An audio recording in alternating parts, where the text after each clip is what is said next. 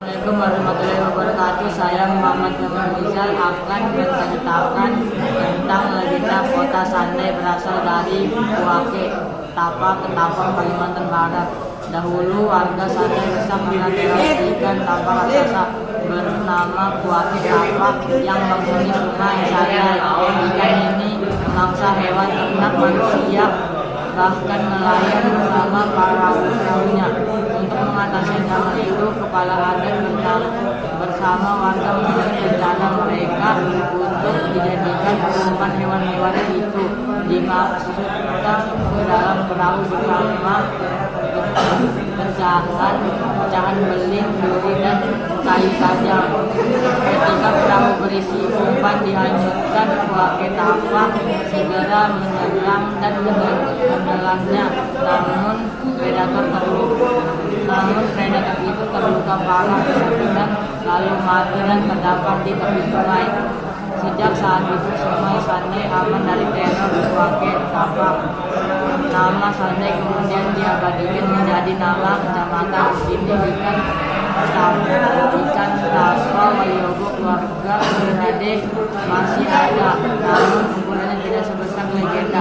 Dagingnya justru digemari warga karena enak dan besar. Saya akan menceritakan unsur intrinstiknya. 1. Tema perlawanan manusia terhadap makhluk buas yang mengganggu kehidupan. 2. Tokoh utama Puake Tapa, ikan raksasa.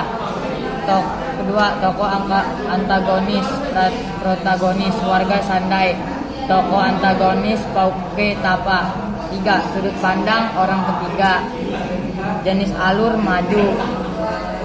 Pengenalan cerita tentang kota Sandai dan teror Puake Tapa. Pertama, kemunculan konflik. Puake Tapa memangsa manusia dan hewan. Konflik memuncak, warga merencanakan menangkap dengan umpan dalam perahu. Konflik menurun, Puake Tapa masuk perangkap dan mulai lemas. Penyelesaian, Puake Tapa mati, warga Sandai terbebas dari ancaman. Baru 5. Latar tempat Sungai Sandai, Kota Sandai, Ketapang. Latar waktu zaman dahulu kala.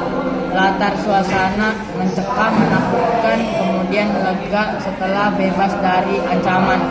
6. Gaya bahasa, menggunakan bahasa naratif, deskriptif dan ungkapan khas cerita rakyat.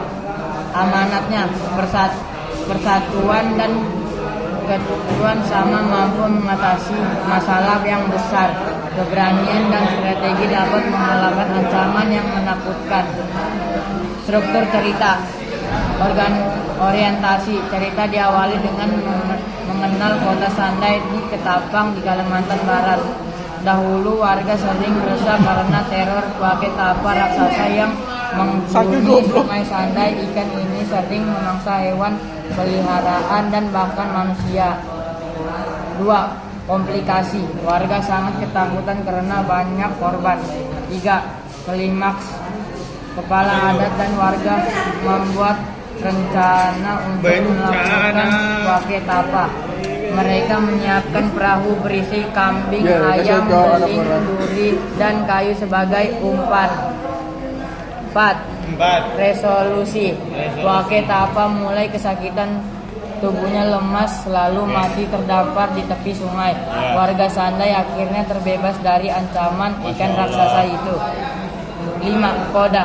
Dari peristiwa itu lahirlah nama Sandai. Sandai berkembang menjadi kota kecil dan legenda ini dikenang sebagai asal-usul namanya.